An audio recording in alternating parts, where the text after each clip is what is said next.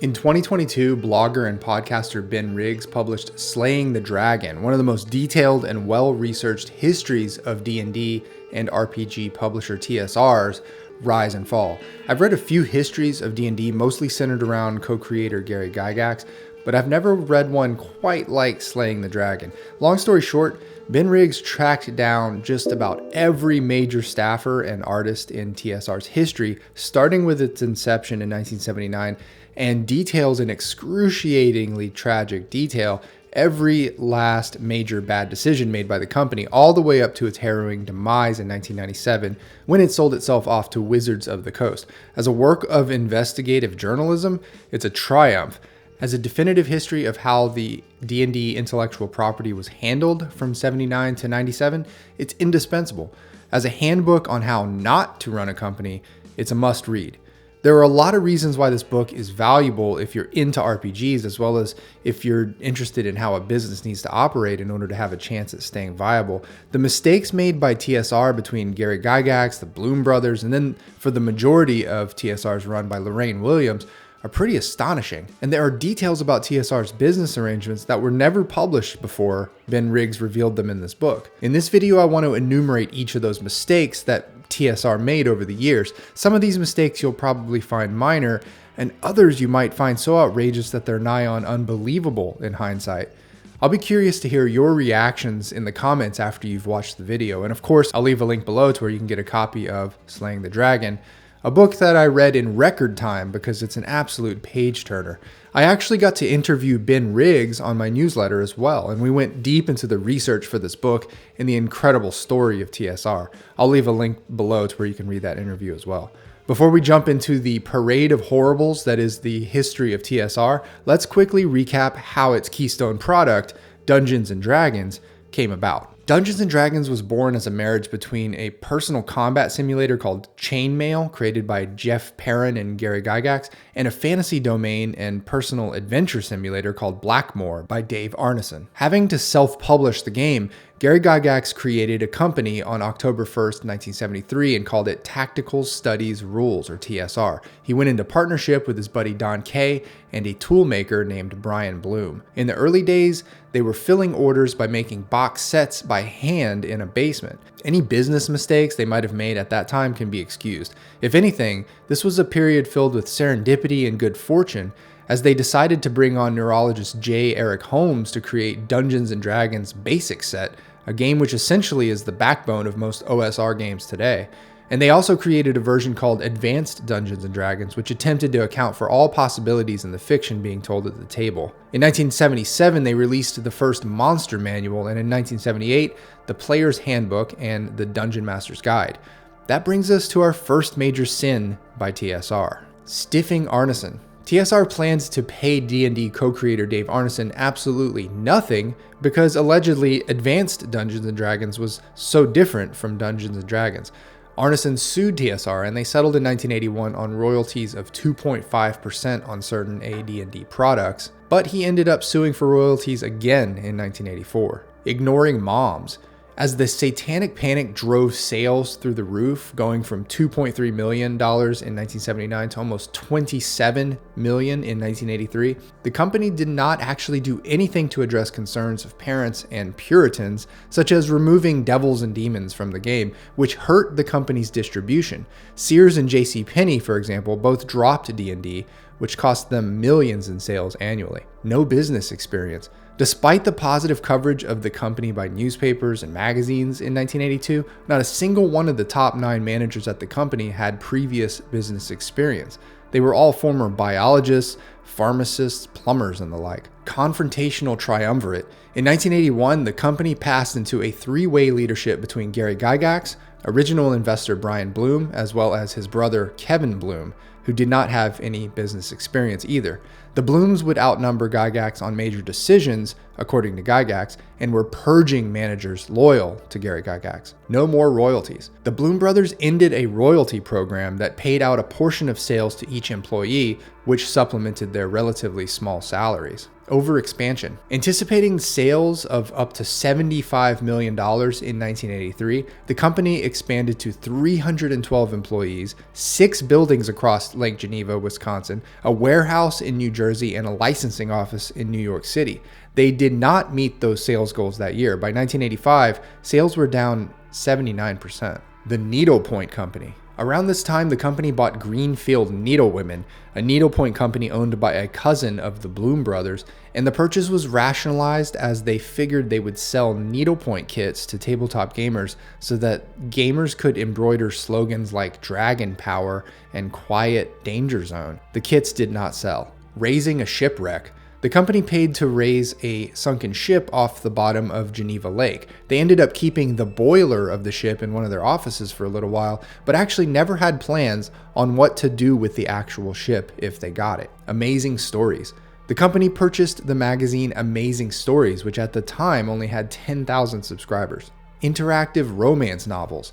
The company launched a line of interactive romance novels called Heart Quest with the hope of capturing the teen market. Layoffs for a loan. On the heels of all this expansion, Kevin Bloom landed a $4 million loan contingent on 4 waves of layoffs that would stretch into 1985. Gygax goes to Hollywood. At some point in this period in the early 80s, leadership at the company all decided that Gary Gygax should move to Los Angeles in order to work up some D&D, TV, and movie deals. To make a very long story short, he moved into an extravagant mansion with his 2 teenage sons, Ernie and Luke, did a lot of cocaine, and threw tons of wild parties. He did end up landing a D&D cartoon series that ran for a couple years, but got unceremoniously cut short before the final episode could air.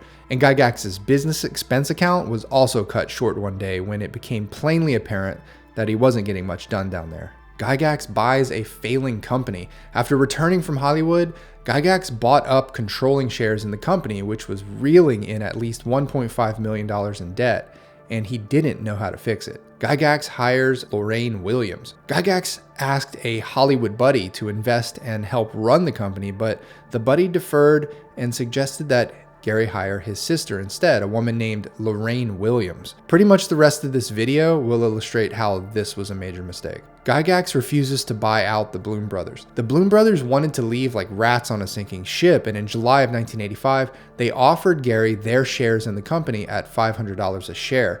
Gary refused, and the Blooms turned around and sold those shares to none other than Lorraine Williams, who then became the majority shareholder and master of the company overnight. Gary sues to reverse the sale. Gary Gygax took Williams and the Blooms to court in order to reverse the sale of the shares, but the judge denied his claim, mostly because he had a chance to buy the shares first. He left his own company soon after this. Williams starts a vendetta against Gygax.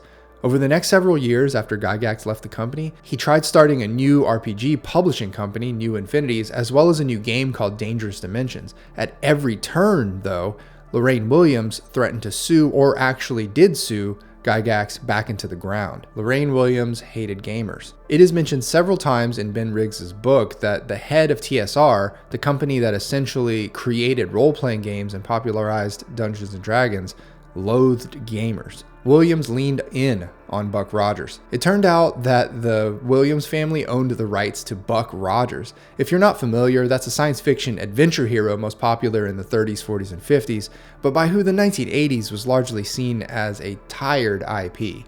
But since Williams had the rights, she relentlessly used TSR to pump out Buck Rogers novels, board games, and RPGs, even though they did not sell. If you stick around in this video, Buck Rogers comes up in a hilarious way right at the end of this sordid and depressing list. Margaret Weis and Tracy Hickman leave. Weis and Hickman were a husband and wife writing duo that were working as staff novelists for the company, and they had written the single most successful novels for the company ever, the Dragonlance Chronicles, published in 1984 and 85.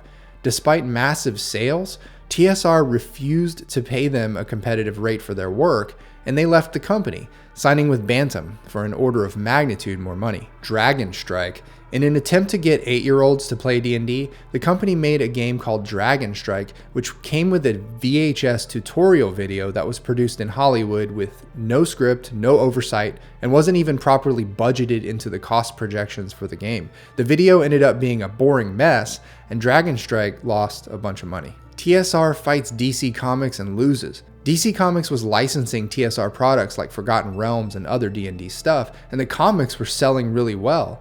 But TSR decided it would go into competition with D&D and start making its own comics. This is a long and protracted tale that involves several dedicated TSR staff moving to Los Angeles and creating a compelling business plan for comics, but then angering DC Comics, getting sued, and then having to categorize their comics as comic modules, which then caused those comics to be shelved in the wrong part of the bookstores where they were being sold, away from the rest of the comics.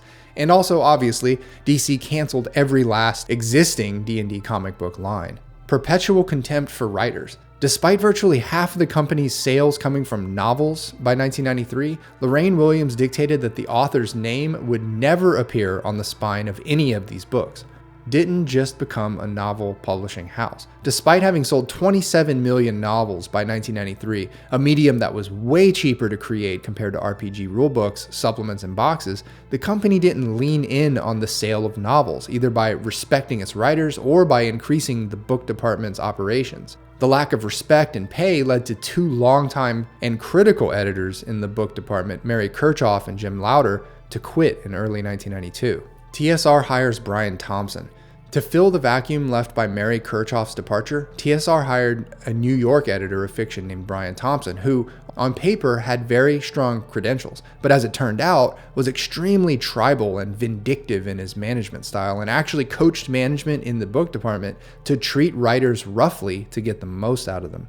He even started throwing away unsolicited book submissions without reading them. It's noted that TSR had previously discovered one of their all-time greatest authors, R.A. Salvatore, through these submissions.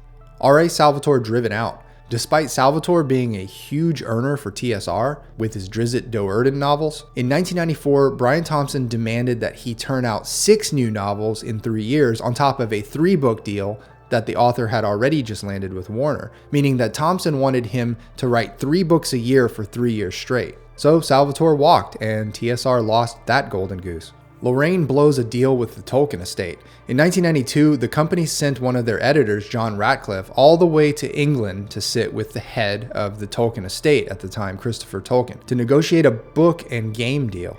Ratcliffe proposed sequels to Tolkien's Lord of the Rings books, which Christopher Tolkien responded to with a very firm no. Tolkien did assent, however, to TSR making a Lord of the Rings RPG, but upon hearing that they wouldn't be able to make new Lord of the Rings novels, Lorraine Williams responded, quote, "Not worth our while," and walked away from the deal entirely. TSR was recklessly taking out loans with Random House. One of the big reveals in Slaying the Dragon is that Ben Riggs discovered a contract that explained a peculiar tendency of the company to overorder stock to be printed that had no chance of selling. For example, with the game plus VHS combo Dragon Strike, which was aimed at 8-year-olds, it initially sold 100,000 copies and was expected to sell another 50,000 copies, but Lorraine then ordered 150,000 more copies instead. As it turned out, the deal between TSR and Random House, which was signed in 1979, allowed TSR to receive payment on all products received by the distributor, whether that product was sold or not. Then any of that money that TSR received for product that remained unsold would need to be returned to Random House. So each time Lorraine grossly overordered products that she or the board knew would not be sold, it was TSR's way of taking out a loan. TSR began to abuse this odd contractual agreement to get fast cash despite a continuous decline in sales. By the 1990s, a full 30% of products were being returned, compounding the debt that TSR owed to Random House, debts that were accruing interest. Brom driven out. When the company brought on Gerald Brom, aka Brom, in the 1980s, he still had a lot to learn, but after just a few short years, he would grow to become one of the legends in fantasy artwork. But TSR, unlike a lot of other publishers, were contractually appropriating all of the rights to his work. And by the early 1990s, he felt that he had to leave in order to have control and ownership of his work. TSR loses Zeb Cook.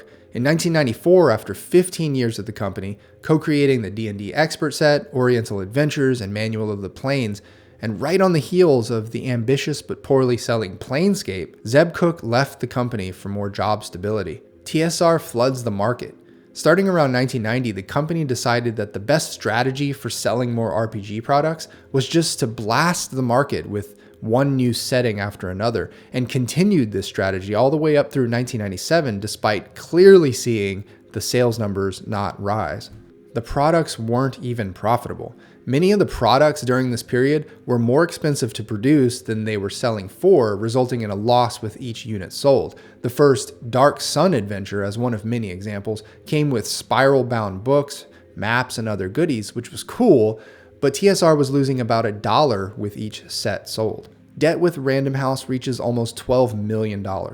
Remember that scheme where TSR would overorder print jobs in order to take out loans with Random House? That debt reached $11.8 million by June of 1995. Lorraine pitches Ameriforce. Lorraine Williams assembled a team and met with Random House to pitch a young adult novel and RPG series meant to capitalize on the 1996 Olympics called Ameriforce. Lorraine pressured Random House to a financial commitment within 15 minutes of the meeting starting, and when she didn't get one, she walked out. TSR ditches Random House at a sales conference. In order to obtain a better debt position, TSR began negotiations with a Random House competitor, Macmillan. But in an attempt to make Random House jealous and worried that TSR was leaving them, leadership at the company decided to stage a surprise no-show at a sales conference in which they, TSR, had been scheduled to deliver a presentation. Random House was understandably upset and did not renegotiate the monstrous debt, and in the end, TSR never even landed a deal with Macmillan. TSR sued by Random House. By April of 1996, TSR was only able to reduce their debt to Random House down to $9.5 million and not the contractually required $8.2 million. So Random House sued to recover all of the remaining debt. Leadership despised hobby stores. TSR was distributing at both bookstores and hobby stores, and their revenues were about 50-50 between the two. But for whatever reason, Lorraine and her board spoke very poorly of the hobby distributors. TSR lost money on factoring. In order to get fast cash up front, TSR used a distribution method called factoring, where they would get pre-orders from distributors in January of every year and deliver all of their products to distributors based on that one annual pre-order. In order to entice shops to order all their products up front in one go each year, they would offer a discount on that pre-order. Then they would take those pre-order contracts and turn around and sell them to investment banks, which took a percentage off the top. All said and done with pre-order discounts and bank charges, TSR was getting 82% of the normal sales price of each unit that they sold. Factoring made TSR inflexible. Since the company would fill all of their orders in January of each year, they couldn't respond very quickly to changes in the market, such as adjusting for poor sales on one product, or capitalizing on high sales on another, or responding to sudden new trends in the industry. The prime example of this was when the mall computer store Babbage's went out of business in the mid-90s. TSR had already sold them 30,000 copies of Advanced Dungeons & Dragons CD-ROM core rules when they announced they were going bankrupt.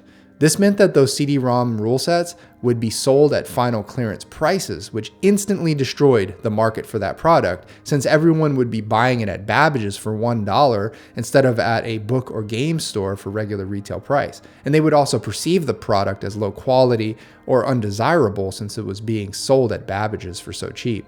Factoring drove out Jeff Grubb. One of the great creators at TSR, Jeff Grubb, was forced to make major production goal changes on the Mystara setting project without an extension in the deadline in order to meet the upcoming January pre-orders. He quit soon thereafter. TSR makes Spellfire. When the new company Wizards of the Coast debuted a new type of game called a collectible card game in 1993, it was an instant and overwhelming success. As a result, TSR wanted to make a CCG of their own, and they gave their creatives 10 weeks to make it. The result was Spellfire, a game that initially sold well, but Lorraine didn't want to put any money into it, so the game had an art budget of $0. This meant that the team had to recycle artwork from previous publications and would end up using the same art for different cards. Returned Spellfire cards unsellable. Anytime a bookstore returned unsold Spellfire cards to TSR, the cards came in individual packs rather than in unopened boxes, which meant that they couldn't then be sent to hobby stores and would need to be considered a total loss. TSR stops paying royalties to creators. In 1996, sales by the company dropped 15%, and leadership decided to stop paying out contractually owed royalties to all freelance authors. Jim Lauder and R.A. Salvatore sued TSR, but were not actually able to get their money. TSR stops paying its printer. Due to mounting debt, leadership at TSR decided to stop paying their printer, the company J.B. Kinahan, and debt to them swelled to $6 million. In order to keep them at bay, TSR gave them one of their office buildings and started paying them rent. They also agreed that TSR would not be able to use any printer for any of their products other than J.B. Kinahan. Jim Ward quits. One of the top creators and oldest employees of the company, Jim Ward, was asked in 1996 to fire over 20 people. He quit instead. The David Wise lists. The task of firing staff in October of 1996 fell to David Wise instead. Lorraine personally asked Wise to come up with 8 people who he would fire, and Wise did so. As soon as he handed her the list, she said, "Good, now go back and give me 7 more. And after he did that, she asked him to do it several more times. Ultimately, the people who ended up getting fired were mostly not even from his list. Random House returns. Between 1995 and 97, Random House returned $14 million worth of unsold products to TSR, an amount so high that it is suspected that the company was actively trying to bury TSR for abusing its little loan scheme. In 96 and 97, many products had negative sales figures, meaning more units were returned than sold. The Christmas firings. The TSR board decided that they would fire dozens of staff almost at random on December 20th, 1996, the Friday before Christmas that year. The employees had no warning and showed up to the office that day with plans to all attend a company holiday party that evening. Executive suites remodeled. During these dark days in 1996 and even through the Christmas firings, the executive suites of the office were being remodeled. J.B. Kinahan stops printing. By 1997, due to the amount of money that TSR owed their printer and now landlord, J.B. Kinahan refused to print any more products until the company serviced its debt. Total debt owed by TSR across the board at this point reached about $30 million. Employees were asked to bring their own toilet paper to the office. Copyrights as collateral. TSR offered up its own copyrights on dozens of works as collateral to guarantee promissory notes with Random House and a creditor bank. Gen Con stuff sent to a landfill. TSR staffers Monty Cook and Harold Johnson drove out to a massive storage unit one day where they tried to salvage what they could of a treasure trove of highly detailed miniatures and tabletop terrain that TSR had been using at Gen Cons for the past couple of decades. Since TSR was no longer paying rent on the storage unit, all of the items would be sent to the dump the next day.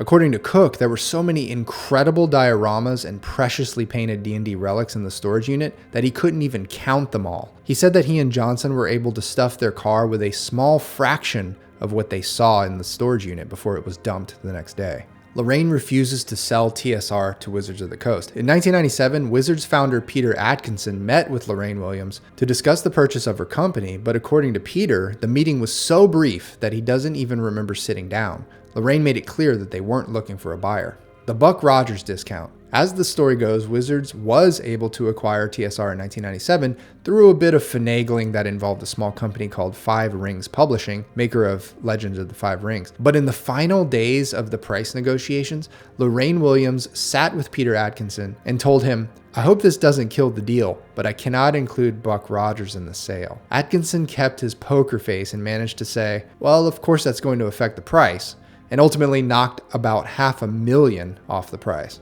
Transfer of the company happened in June of 1997 for a price of $30 million, and it barely left a scratch on Wizards' bank account. and the rest is history. Actually, it's quite a history from that point forward, but I'll leave that to Ben Riggs to tell in a future book. It's been really fun to recap all the terrible mistakes that TSR made over the years, and it's certainly very easy to vilify Lorraine Williams in the course of doing this. But as much as she was a disastrous failure of a businesswoman, she did oversee a company that created some brilliant RPG settings and products. The fact that they were selling products at a loss meant that they were accidentally seeding the world with awesome D&D stuff at the lowest possible price for gamers. Settings like Planescape, Ravenloft, and Spelljammer were all joyous byproducts from Lorraine's crooked journey. I think my biggest takeaway from all of this personally is that a company is only as good as how it treats its employees. Time and again, you saw TSR placing all of its value on its brands rather than its creators. But what if instead of banking everything on their trademarks and copyrights, they'd invested in and nurtured their rock star editor Mary Kirchhoff, their best-selling authors Weiss and Hickman and Salvatore, and their many artists whose paintings they tried to keep for themselves. There are many delicious details that I didn't cover in this video, which you can find in this book, so I highly recommend that you read it if you'd like to know more. Also, don't forget the incredibly interesting interview I had with Ben Riggs himself on my newsletter, where we discuss the research for this book and delve into some behind the scenes on this crazy history. Links are below. Thanks for watching. See ya.